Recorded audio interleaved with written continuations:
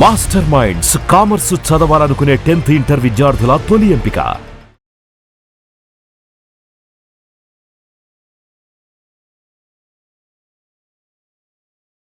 ఒక షూటింగ్ వెళ్ళాం. అప్పుడు మందు ఆంధ్ర లేదు, బ్యాన్ చేసి ఉంది. ఓకే. రేపు పీతల పులుసను మందు కొట్టాలి. ఇంకెక్కడ మందు అయ్యా, రాత్రి అయిపోయింది కదా అన్నాడు నా రూమ్మేట్. ఏమో రేపు తినేయకుంటే రేపు పొద్దున వస్తుందేమో. కరెక్ట్గా అలాగే పొద్దున 6 గంటల బెల్లమ్మ సీసా తెచ్చి లోపల పెట్టారా? లోకి పెట్టి పలానా ఆయన పంపించారండి మీకు ఇవ్వమని. కరెక్ట్గా 12 గంటలకి పీతల పులుసు వచ్చింది. పలానా ఆయన కోసం తెచ్చామండి, ఆయన లేరండి, ఇది మీరు తినండి అంటే మన పేరు ఉంది దాని మీద. నా రూమ్మేట్ పక్క అసలు ఏం జాతకం అయ్యేది ఊరికి అనుకుంటే ఇలా వచ్చింది. అలాగే నాకు ఎప్పుడన్నా బాధ ఇలాంటి కోరికలే. పులిహార తినాలంది అంటే మావిడి చేసి పెట్టి ఎక్కడో స్టూడెంట్ అనుకుంటా, కరెక్ట్గా ఇంటికి వచ్చిన మావిడి చేసి పెట్టి ఉండేది. ఇలా చిన్న చిన్న కోరికలు మా ఇంతకు మించి పెద్ద కోరికలు అసలు ఏమీ లేవు ఇంకా నాకు.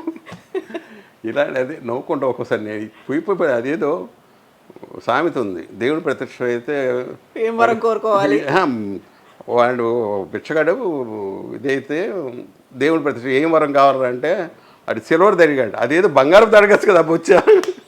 అలాగా నా తాహతి ఇంతే అనుకోని ఎందుకు అనుకున్నాడు. అలాగా అదేదో పెద్దది కొనుక్కోవచ్చు కదా అని మనసులో అనుకుంటా. తర్వాత ఇలాగ సరదాగా వెళ్ళిపోయింది. ఎప్పుడన్నా మీలాంటి వాళ్ళు వచ్చినప్పుడు అవి నాస్టాలజిక్ మూమెంట్స్ రా గుర్తొస్తుంటాయి.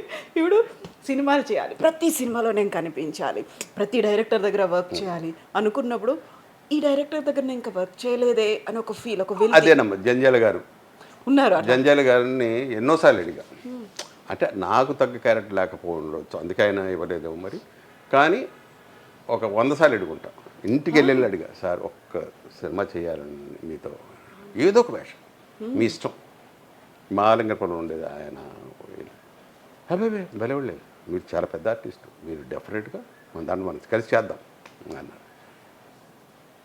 వెళ్ళిపోయారు. అదొక్కటే నాకు ఫీలింగ్ అంతే. అందరు డైరెక్టర్లు గొప్ప గొప్ప డైరెక్టర్ దగ్గర అందరి దగ్గర చేశారు. ఇప్పుడు వస్తున్నటువంటి డైరెక్టర్లు కూడా మహా సినిమాలు ఆస్కార్ స్థాయికి వెళ్ళారు. పాన్ ఇండియా కాదు, పాన్ వరల్డ్ అనే స్థాయికి. అందులో తెలుగు సినిమాలే, తెలుగు దర్శకుల మీదే బోల్డ్ అంత ఫోకస్ అనేది ఉంది, ప్రపంచమంతా ఇటువైపు చూస్తోంది అనుకున్నప్పుడు ఇప్పుడు వీళ్ళతో వర్క్ చేయాలి అనే అది 100% లేదు, మొత్తం వదిలేసుకున్నారు ఇంకా.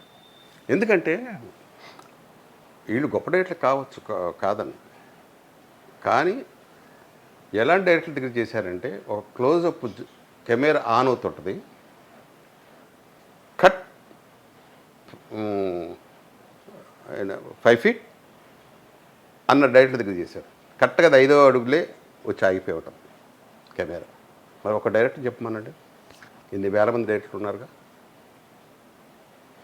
కొంతమంది డైరెక్టర్లు డైరెక్షన్ నేర్చుకునేవాళ్ళు, వాళ్ళని చూశారు. అప్పుడు 1000 అడుగులు ఉండేది ఒక్కొక్క డబ్బా ఫిలిం, 1000 అడుగులు అలాంటి 100, 125, 150 అలా అయిపోయి, అంటే 3 సినిమాలు ఫిలిం తీశారు. అలాంటి డైరెక్టర్లు ఉన్నారు, నేర్చుకుంటున్నారు, ఇక్కడికి వచ్చి నేర్చుకుంటారు డైరెక్షన్. ప్రొడ్యూసర్ ఆయనకి తెలియదు పాపం, ఎవరో ఉంటారు వాళ్ళ సినిమాలు తీరు ఎంత ఖర్చు అవుద్ది అన్నది వాడికి తెలుసు, వాళ్ళ సినిమాలు తీరు ఎందుకు వేస్ట్ పోయేదే ఎక్కువగా ఉంది. ఇప్పుడు అలాంటివన్నీ సీక్వెల్ లాగా వస్తున్నాయి కదా, 1, 2, 3 అని పార్ట్స్ వైజ్గా వస్తుంది. లేదా మళ్ళీ తీస్తున్నారు, షూట్ చేస్తారు, అంతే పాతదే ఉంచరు. అవి పనికిరావు కూడా ఒక రకంగా చెప్పాలంటే, అవి బుట్ట దాకాలి.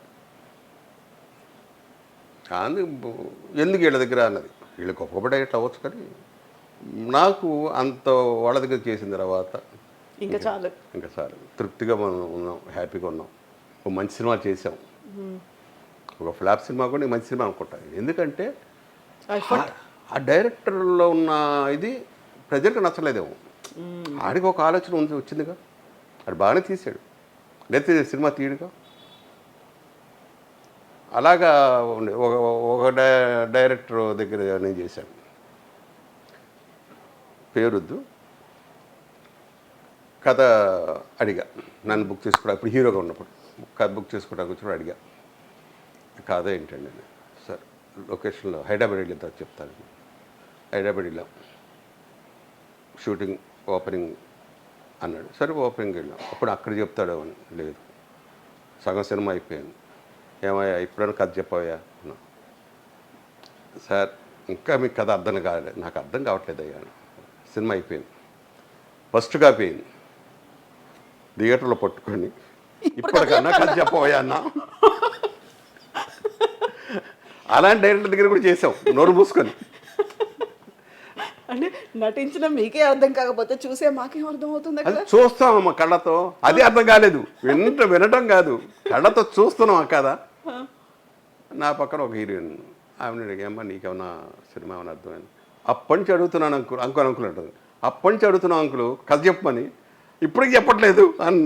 ఓ నానంటే ఇంకోటి అంటే వాళ్ళు ఏంటంటే వాళ్ళ ఉద్దేశం ఇది బయట ఎవరు కొట్టేస్తారు కథని. అదొక చిన్న, అంతకుముందు వాళ్ళు ఏం చేసేవాడు అంటే 10 మంది చెప్పి, ఎదురైన విజయ కానీ ఏవిఎం కానీ వీళ్ళందరూ కూడా అందరికి చెప్పేవాడు 10 మందికి ఈ కథ. దాంట్లో కామెడీ సీన్ అప్పుడు నవ్వటం, విషాదం వచ్చినప్పుడు ఏడవటం, ఇవన్నీ చేశారంటే అది ఆ సినిమా ఆ కథ తీసేవాడు. నమ్మకం వాడికి అప్పుడు. మళ్ళీ ఫస్ట్ కాపీ వచ్చిన తర్వాత మళ్ళీ రిక్షా వాళ్ళందరినీ పిలిచి మళ్ళీ వేసేవాళ్ళు అంట. వడపల్లి బయట విజయ ఎదురుగా రిక్షా వాళ్ళందరినీ పిలిచేవాళ్ళు అంట. పిలిచి చూపిస్తే అర్థం కాని భాష కూడా వాళ్ళు నవ్వారా, బాధపడుతున్నారా, అప్పుడు ఎక్కడైనా తేడా ఉంటే రీషూట్ చేసేవాడు. ఏది కనెక్ట్ అవుతోంది అది అప్పుడు అలా ఉండేది. ఇప్పుడు సీక్రెట్ ఎవరికి చెప్పకూడదు కదా, ఇప్పుడు కూడా లీక్ అయిపోతుందేమో. ఇప్పుడు మన ఊరి పాండవులు అలాంటి సినిమాలు, కొన్ని బ్లాక్ బస్టర్ మూవీస్, అసలు మీరేంటి అనేది చూపించినటువంటి సినిమాలు ఏమైనా ఇప్పుడు రిలీజ్ అవుతే బాగుండేది? ఈ మధ్య కాలంలో రిలీజ్ కాన్సెప్ట్ లేదు రిలీజ్ అయ్యో వన్స్ అయిపోయింది. కొత్త కొత్త కథలు వస్తున్నాయి, ఇంకా ఈ చూడరు. ఆ మనుషులు లేరు, అంత ఓపికలు ఇప్పుడు ఎవరికి లేవు.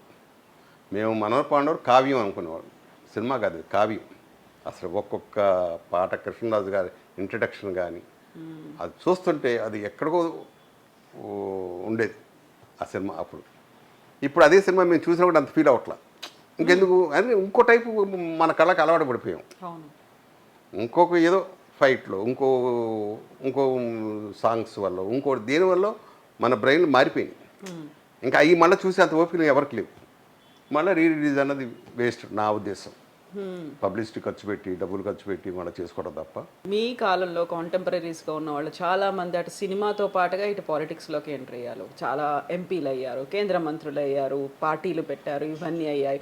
వెరీ రీసెంట్గా పద్మ అవార్డ్స్ ఇవన్నీ వస్తున్నప్పుడు కూడా వాళ్ళని కేంద్ర ప్రభుత్వాలు గుర్తించడాలు ఇవన్నీ చూస్తున్నప్పుడు అప్పుడు కూడా ఒక్కటి అనుకునే ఉన్నాము, సినిమా ఆర్టిస్టులకి రాజకీయాలు అనవసరం అన్నది నా ఉద్దేశం. ఎందుకంటే ఇక్కడ ఒక 100 మంది మనకు నమస్కారం పెడుతుంటారు. పొద్దున్న లేచి దగ్గర నుంచి good morning, good evening, good night, నమస్తే అయ్యా, అయ్యా, బాబు అని ఇలాగ మనల్ని చాలా ఒక దేవతలా చూసేవాడు ఆర్టిస్టుని. రాజకీయాల్లోకి వెళితే వీడు ప్రజలను చూడాలి, అలాగా ఈ బ్రెయిన్ సెట్ అవ్వదు, ట్రాన్స్ఫార్మ్ అవ్వలేరు. ఎవరికో రేర్. నేను ఆల్మోస్ట్ పాత వాళ్ళందరికీ మళ్ళీ సెకండ్ టైం ఎందుకు సక్సెస్ అవ్వలేదంటే ఇదే మెయిన్ కారణం. వీళ్ళకి 190 ఆలోచనలు. ఈ ప్రపంచమే పెద్దది, సినిమా ప్రపంచం పెద్దది, రాజకీయాలు ఇంకంతకన్నా పెద్దది. ప్లస్ ఇక్కడ మోసం అనేది లేదు. అక్కడ పక్కన వాడు ఏం చేస్తాడన్నది తెలియదు. ఎందుకంటే మా తమ్ముడు కౌన్సిలర్కి నిలబడ్డాడు, అది చూశాను నేను. వాడు మాకేం చెప్పేవాళ్ళు అంటే మీకే ఓట్లన్నీ వేస్తున్నారు అంటే నాకెందుకో తేడా కొట్టేది. ఎవరే కాదురా, ఏదో తేడా ఉందిరా, సంథింగ్ ఏదో జరుగుతుంది అంటే లేదయ్యా ఇక్కడ అలాంటివి ఉండవు. వాడు అవన్నీ కూడా దొంగొట్టేసారు. అవతల వాడు గెలిచాడు. ఏరా నేను చెప్తున్నాను కదరా చూసావంటే, మన పక్కనే ఉన్నాడు కదా, మనకేం చెప్తున్నాడు కదా ఎవడు, అవతల వాడికి మొత్తం ఏమేం చేస్తున్నాడు వాడు. తీసుకెళ్ళి మన ఎదురుగానే, మన కళ్ళ ఎదురుగానే. అంత మహానటులు ఉంటారు అక్కడ. Only councillor councillor, after all councillor. ఇంకా ఎంపీ, ఎమ్మెల్యే ఏమో ఎన్ని వెన్నుపోట్లు ఉంటాయి అక్కడ, ఎంతమందిని మేనేజ్ చేస్తూ ముందుకెళ్ళాలి. మొత్తం ఒక్కటి మనుషుల్లోనే. ఇప్పుడు రామారావు గారు వచ్చిన టైంలో నా తెలిసిన ఫ్రెండ్స్ ఒక్కొక్కడు 40 ఓట్లు 50 ఓట్లు వేశారట. అంటే ప్రభుత్వ ఉద్యోగులు కానీ, పోలీసులు కానీ అందరూ కూడా ఆయన రావాలని కోరుకున్నారు.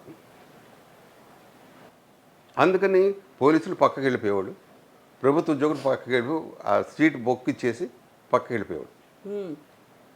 ఒక్కోడు 40-50 ఓట్లు గుద్ది పడేసేవాడు అభిమానంతో. అంత ప్రేమగా ఎక్కడుంది ఇప్పుడు? మారిపోయాయన్నీ. ప్రతి ఒక్కరు కోట్లు ఖర్చు పెట్టాల్సిందేగా. ఇంకెందుకు ఇది చేయటం? అంటే వాళ్ళని చెడగొట్టడం తప్ప.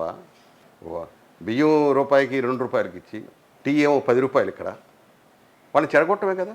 వాడు ఏ పని చేయకుండా ఒక పక్కనే మందు షాపులు పెట్టి అని నువ్వు డబ్బు ఇచ్చి చెడగొడుతున్నావు మనం వాళ్ళని, ప్రజల్ని. ఆ డబ్బు తీసుకోకుండా ఓటేయమనండి, అప్పుడు కరెక్ట్ రాజకీయం వస్తుంది.